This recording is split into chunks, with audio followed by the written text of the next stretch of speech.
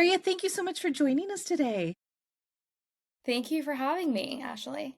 Okay, to kick it off, if you wouldn't mind telling our audience a little bit about yourself and how you got into customer success and what customer success means. Great question. So, a little background about myself. I think your upbringing really molds you into the person that you are. So, being a child of two immigrant parents from Iran and traveling and moving to different countries growing up and living in four different countries really molded me into who I am today. And I think really set the path for me to become a customer success manager and be client facing.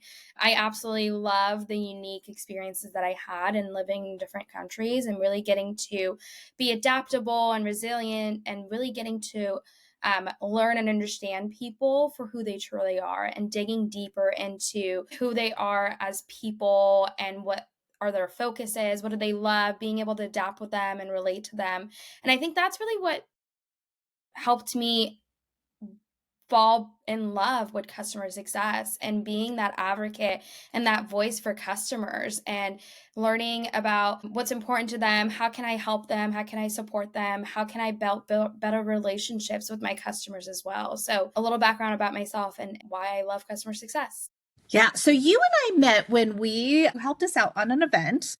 Mhm. And I got to spend some time with you, and we had such a fun time. Thank you for joining us on that. I think let's dive a little deeper into what customer success really is, because I feel like a lot of people probably hear the words, they get the general concept. I think more people probably feel like it's your basic, like, customer support, and whether it's like Amazon, you're contacting someone and they're supporting you and helping you, or you go into Target and they're servicing you. But success, to me, a much bigger job and a much bigger responsibility than probably what most people truly understand it to be, because we just did an episode on SDRs and sales development and all this stuff, and that all that stuff flows into you and probably out of you too in the opposite direction. But customer success is so, to me, sometimes overlooked in businesses and relationships.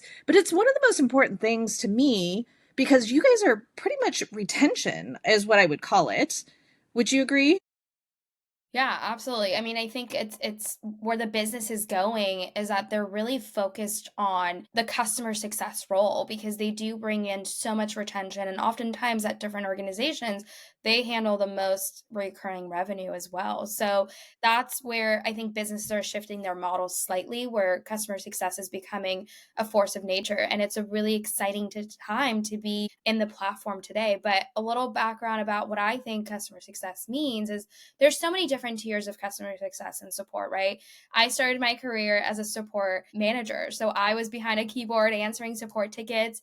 And that's so much different than what I do today as a customer success manager for my book of business of working at different organizations. But really, our goal as customer success managers is to be that advocate for our customers, to bring in that reoccurring value and help them not just with their goals and objectives, but help them set it and find measurable outcomes and small wins and long term partnerships.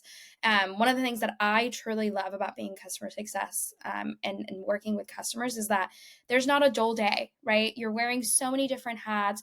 You have to solve problems, you have to be strategic, you have to be their advocates, you get to be cheerleaders, but oftentimes you're that middle ground and that middle person between your customer and your organization to make sure that everyone's going to be prosperous and everyone's going to succeed and everyone's happy. So being that voice of reason, I think oftentimes is really important as well and having those honest conversations. Yeah, and I feel like you guys are probably put in some sticky situations at times because you're that advocate for both sides. You're like a mediator, right? Like, it's Totally. got to be a little tricky at times for you guys. Definitely. I mean, some people say therapist, but I think Yeah. that's a little overdone. Customer therapist. Exactly. So, give our audience a little rundown of the different hats that you talked about that a customer success person might wear. Yeah, great question. I think it really depends on the organization, right? And how many resources do you have? I've worked at organizations where a customer success manager is doing everything, right? Anything from onboarding to implementation to renewals to problem solving. And then I've worked at organizations where you're really just focused on their overall success, making sure that they're getting the most out of the tool and are seeing value and are using it and there's great retention. So it really just, I think, depends at the organization level. But for the most part, on a daily basis, you have open communication with your customers. You should work towards having more of a strategic, proactive rather than reactive conversations. I think that's a really big piece of it, right? And there's not really one plan fits all. So you have to be creative. You have to be able to digest information that's being given to you by your customers and really listen, right? I think a lot of times customer success managers and organizations go into, okay, this is the customer's problem. Now I want to come up with a solution. But it's so important to just sit back and listen and analyze and then go back to the drawing board with your team and maybe with your customer as well and talk about options. I always talk about the power of options. And I love to give my customers at least three. I will hear your option of what you think is best, and then we can talk through what our options are and what we can offer. And then hopefully we can come to a middle ground. But I think it's hard to say there's just one, size fits all because every customer is so different. Every organization is so different. Every resource is so different. So, but overall, I think in my career, I've been lucky enough where I've kind of done it all. And through that, I've been able to understand what I really love, where there's areas of improvement for myself. But overall, I think as customer success managers, you have to have a lot of resilience. You have to be adaptable and you have to be able to be resourceful as well. But I think at the same time, it's okay to say, hey, I made a mistake or I don't know the answer. I think before you get yourself into trouble, you should always be honest. And I think customers appreciate that in the end. Yeah, we run into that a lot in the events business as well. I feel like part of what you guys do too is that, like, the long-term relationship of any client is a huge part of your business. And I can imagine that depending on how fast the business is growing or how big the business already is that the ratio to the amount of problems you're trying to solve and customers you're trying to help and all that proactive thinking you're trying to do for somebody before they even ask, the ratio of teams, I feel like there can't even be enough people in an organization to fulfill all of those needs. So what would you say, like, a good, and maybe we don't even have the answer for this, but a good ratio of people to clients is to be successful? Yeah, I think that's a really good question. And it's a hard one to answer, Ashley, right? It Yeah. goes back to that point of like, how big is your platform? How big is your customer team? How big is your team? So it really depends. If it's a tool that's just going to focus on one area of the business, it's going to be easier to digest, right? But if it's a tool that has multiple functionality into one central source of truth, it's going to be harder for it to be managed and then for customers to also manage it. What I like to focus on in my specific day to day or even in my previous organizations is really helping customers become self efficient, right? Mm. Turning our customers into, I like to always say, mini superheroes and getting them to go and find solutions on their own or be able to take this course and learn a little bit more about the tool is going to be really important, right? I think having different resources like knowledge based articles or support is really important as well. But I think first and foremost, you have to make sure that your customers are comfortable and learning, right? So then that way down the line, they're not just coming to you. They're allowed to or able to, I apologize, teach other team members, or they know the answer, or they're just becoming professionals in that specific area. So I think it's hard to give an answer of what is the perfect recipe because there's no perfect recipe. Even if you have different structures within your business, it's not going to fit every single customer in that industry as well. So I think first and foremost, really empowering our customers to be self-efficient is going to be the best thing you could do as an organization. That's great advice. Now, do you find in most organizations that customer success is also onboarding customers, or do you guys take it, at what point do you guys kind of take it over? Yeah, great question. So in my career, I've been lucky enough to do both. So I have worked at organizations where the customer success manager maybe has a less a smaller book of business, but they handle the entire customer journey once it's been sold. So they do onboarding, implementation, support, renewal, expansion, and so on and so on. But then I've also worked at organizations where you're part of that journey from the beginning as well, but you're not handling the implementation. You come in at the appropriate time if there's questions.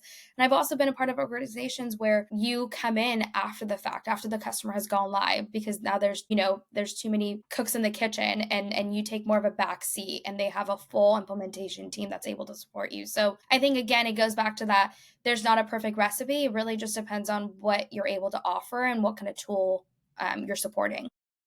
Now, do you see some of your customers at different organizations over and over again? Like if you're going to different companies or working, is it like you kind of take that book with you, or do you just see them pop up because the same customers are using the same different platforms and companies together? Or how does that work? Do you see a lot of your same customers? Yeah, that's a great question. And I'm smiling because that's where, you get to work with different kinds of customers, and sometimes your paths cross and people talk about, hey, it's such a small world, right? You're connected with LinkedIn, and there's people that are connected with each other, and some way, somewhere, some way, you all know each other. So I've definitely ran into scenarios where I've had contacts at organizations that have left that organization, and then they've brought other organization to the company because of that relationship or that tool. So that's been really wonderful. I've worked at organizations where maybe I didn't directly work with you, but I worked with a family member at a different organization. So it's happened before. I think it happens more often than you think. I just don't think we dig deep enough to see that. Got it. Now, how would you measure, like, how do you guys and your different companies that you've worked with measure customer success? Do you base it on numbers? Do you base it on, like, there's no quotas, I'm assuming, but correct me if I'm wrong, but like, how do you guys get measured? Yeah, great question. So I think every organization handles it differently. I think first and foremost, you want to set clear, achievable metrics, right? You want to make sure that your team is challenged in meeting those metrics, right? You don't want to make it too easy, but I think having net promoter scores like NPS or customer satisfaction scores like CSAT is really important. And then understanding the metric is one thing, and that tells one story, but really understanding your customer, their current state, their behaviors and trends is really important as well. So engaging in really those tough conversations are really important. And within those tough conversations, you have the best opportunity to grow. But with that also being said, I worked at organizations where CS was also involved in renewals and negotiations. So you were measured off of those retentions as well as the growth opportunities. But then I worked at organizations where we weren't directly impacted, but the customer usage and utilization was just as important. So you were also measured off of that. It's sometimes it's challenging to measure things that way because your customer could be telling you one thing and they could completely be happy and healthy, but then look at the state of their business and maybe the environment, they're not able to keep up with maybe financial end of the organization. So there's so many different tiers that it could fall into, but for the most part you want to do your best and you want to have those honest conversations, and sometimes you do need to bring in those surveys as well, the anonymous surveys, which is really helpful. Is there any thought to not having metrics for customer success? Do you think that it challenges or creates different challenges of, like, I don't know, like people so hard trying to meet those satisfactions that they don't maybe take care of the customer the way the customer really needs to be taken care of?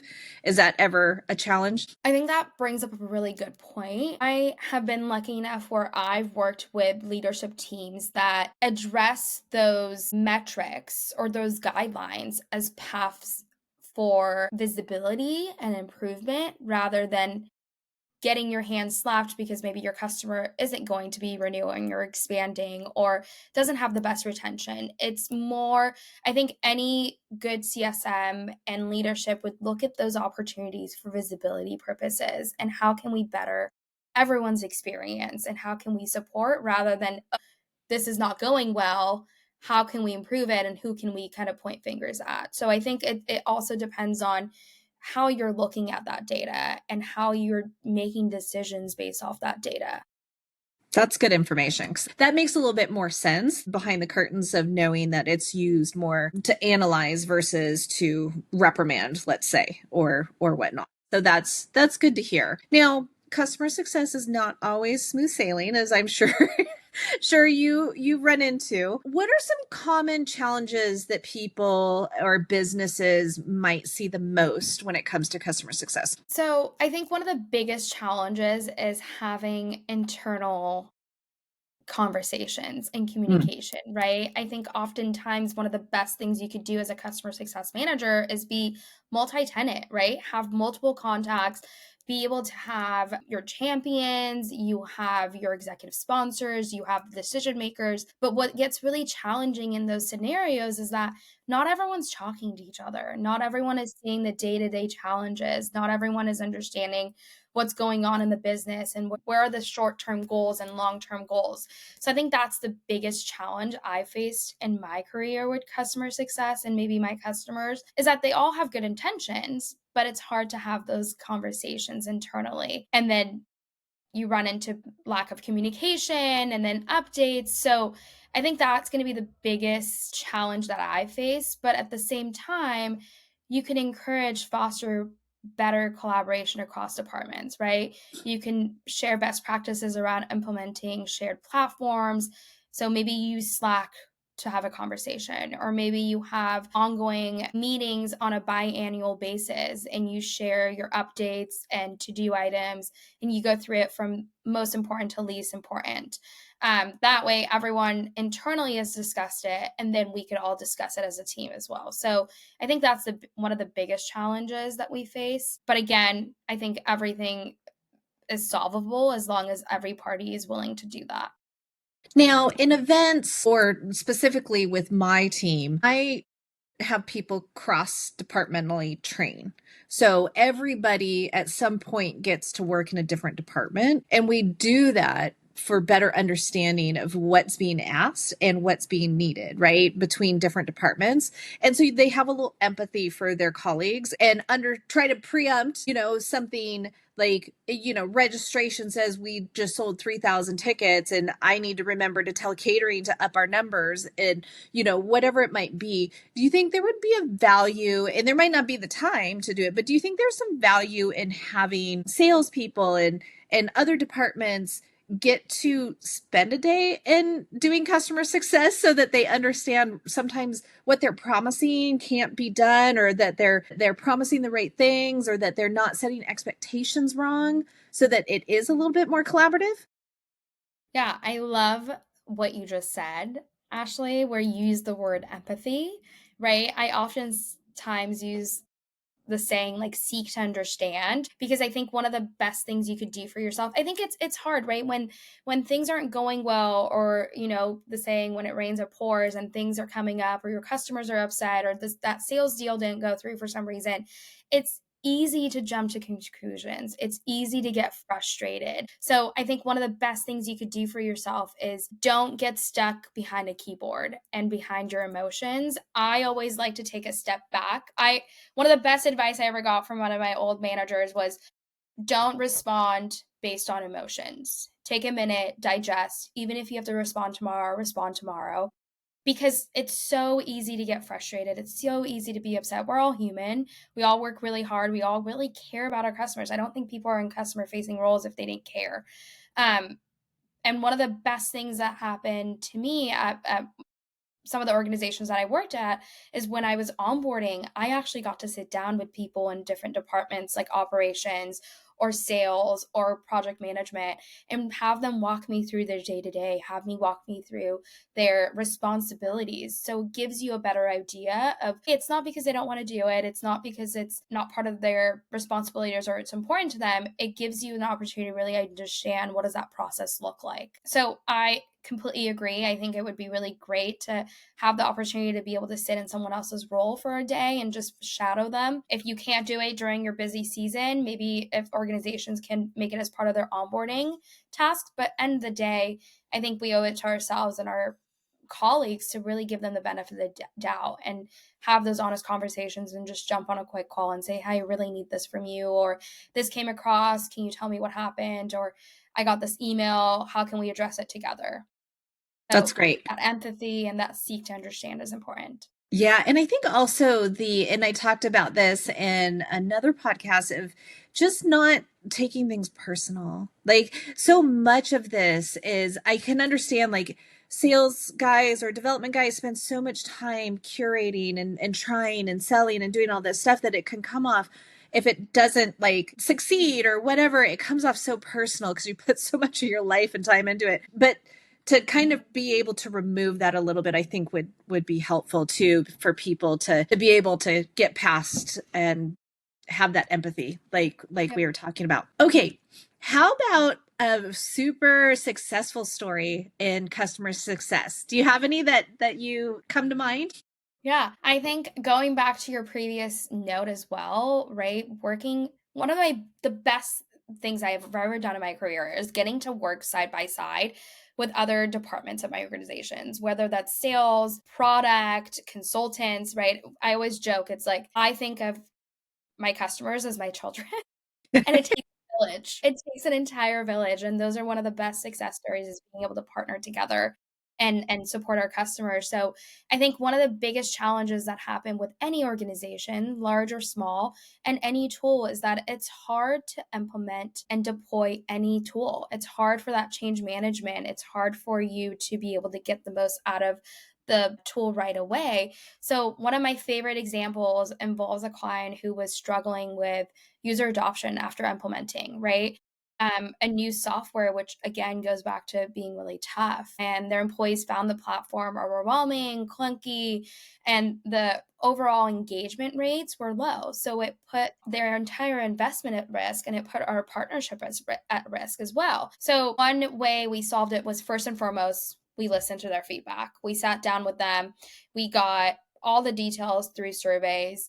We got other pain points on one-on-one conversations. So that really gave us an idea of what was wrong and what can we solve early on. And then with that being said, we didn't go into that conversation initially trying to problem solve, right? We just sat back and listened, and we took their feedback. Second was, we came up with a customized training model. So we came up with, based on the customer's feedback and their team's feedback, we designed a tailored training session and bite-sized tutorials, right? No one wants to sit through a whole day of training, right? Especially if their role is a small piece of the pie.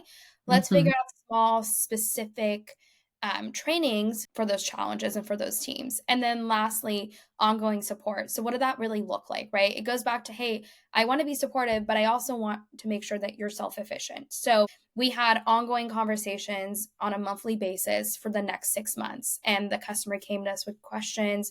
We were able to escalate them before they became larger issues. And then with that being said, after 3 months, their user adoption actually increased by 60%. The customer really started seeing measurable productive improvements. So not only were we in a better place with our overall relationship, but we were in a better place for them to hopefully grow into other departments of the organization and down the line renew. I love that. I love how customized it was. I love how intentional it was and how forward thinking it was. Like, that's amazing. If you are managing a team and teaching that, and it exponentially grows as they grow into their roles and other places that they go, like, that will be so helpful to anybody down the road who doesn't even know that you touched them in that way. That's awesome. Yeah. I love that. Thank you. I mean, it's fun, right? Those are the Yeah. challenges that you want to have, and those are the conversations you want to have. And I think being honest with your customers is really important as well, as saying, hey, I hear you. I understand this is a pain point. We're not able to solve that issue today. Here's an alternative option. Yeah. Here's another solution we could look at. What are some immediate wins we can get? And then what are those long-term wins that we want to work towards? But they have to be reasonable, and it has to be measurable, right? Oftentimes we run into customers not having the bandwidth. So how can we support them? I love it.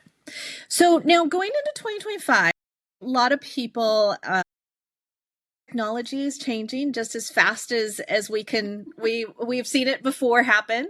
With all the new technology, and maybe some of it's not even useful, right? Like sometimes simpler is better in some respects. We find that in events sometimes, that sometimes too many platforms or too many things going on just is it actually hinders the process sometimes. What are, if anything, some of the tools and technology that you guys are using in CS moving forward? Yeah, great question. I think it's really important to have a central source of truth, right? Where you have all of your data, and you're able to go back and reference that information. I think one of the biggest things that I've seen in my career is a good CRM tool. So that's going to be like Salesforce, for example. That's a big one. But I think it's just as important to have a customer success management tool. So that's going to give you insights, analytics. You're able to add your notes. You're able to get customer information. So having those kind of tools that are going to able to help you and scale your tasks, really focus on higher volume strategies is going to be important. I always joke about this, but one of my first technology loves was Gainsight. I will die on the hill that Gainsight is one of my favorite tools I've ever used when it comes to customer success management tools. And when I didn't use it in my career before, I really saw the challenge of not having a tool like Gainsight. So I think, but with any tool, I think it also depends on how you set it up. So I've worked at other organizations that have used similar tools, but it wasn't set up properly. And it had all of the capacity to support a customer success team, but it wasn't set up properly. So I think that's just as important as finding the right tool. But I think for me personally, having less tools works best, but having tools that are able to gather data for you, you're able to look at your customers' feedback, you're able to add notes and have one central source of truth is going to be really helpful. So do you find, to that point, do you find that when you are using someone else's technology, do you tend to judge how their customer success team is doing? Can you elaborate on that? Like whether or not they're succeeding for you as a user of their platform? Like in events, I have a hard time going to other people's events because I don't want to judge or I see what you mean. like, is there any advice that you're like, hey, so maybe you should try this, or no? You know what? That is a really funny I mean, if there's challenges, then yes. But oftentimes it goes back to like there is not one perfect answer, Yeah, right? Oftentimes when you yeah. do that, you hear like, well, we have to do this because that didn't work, or the advice you gave was this. And I totally understand that. So I think being flexible and having options, it goes back to that power of options is really important. But I think for every customer, it's so different, right? Like we provide best practices every day, and what you think is not going to work for a customer ends up working wonderfully. So I think it just depends. I don't think there's one perfect answer, to be honest. Yeah. Okay. So just to close it out here, is there Mhm. any like last minute, wisdom or thing that you would say, like that one thing for if someone's looking to get into being in customer success or wants to try it out or whatnot, what would be that one kind of advice that you might have for them? Yeah, that's a great question. So I think I looked up because I'm trying to think of what would be the best piece of advice I could possibly give someone, or maybe a younger myself. I think first and foremost, it's a journey, right? It's an exciting, fun journey of getting to know other people, other businesses, really listening, adapting, and being innovative, right? You have to be resourceful, you have to be able to be adjustable, you get to wear a lot of different hats. But I think it's all about building genuine partnerships and being the voice of reason in between your customer and your business. So if you are willing to do all of that and have fun and get to know people and get to know their challenges, it's definitely the right place for you. I think one of the best things that came out of the last few years is that customer success is being looked at as an area of focus for a lot of different organizations. Previously, right, it was all about new business. How can we renew? How can we get new sales in? How can we expand? But now customer success is a growing um, emphasis on a lot of different organizations, which is really exciting. It's no longer just about transactions and how are people doing and building connections. It's really all about how can we grow and how can we support that team, because they are the front lines of a lot of different organizations when it comes to customer facing roles. So that's been really exciting to see as well. But I think if you're comfortable with being challenged and being that voice for your customers, then it is the right role for you. Nice. Now I'm going to ask probably a little bit of a stupid question is what's the path to customer success? Like what might you study, or like what roles would you take within a company to even then get into that position? Yeah, that's a really great question. It's not silly. It's not a straight line. No, you are Very good. jagged. I think there's been a lot of different areas. So I started my journey in support. So I started Okay. old fashioned behind a computer, phone support, answering tickets. And then I got a great opportunity with one of my older organizations, and I was able to come in as a success manager and do that directly. I have colleagues and friends that started in sales, for example. So Okay. they were BDR and they realized maybe a sales role is not in their path, but they love customers. They want to have long-term partnerships.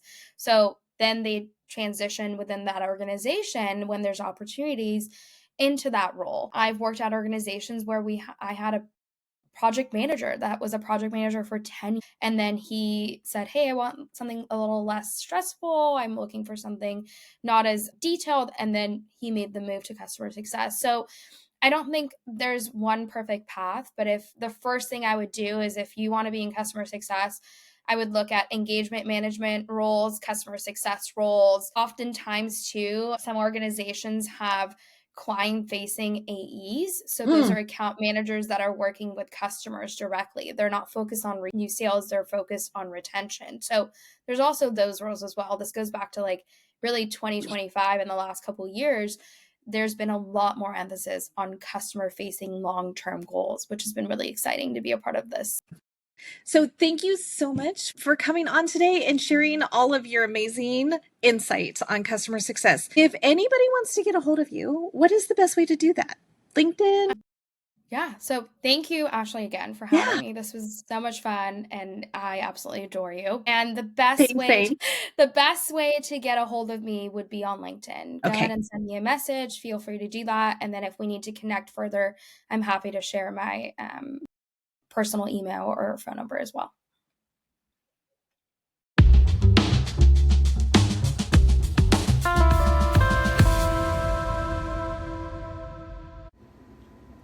That's today's episode of Ask Ashley.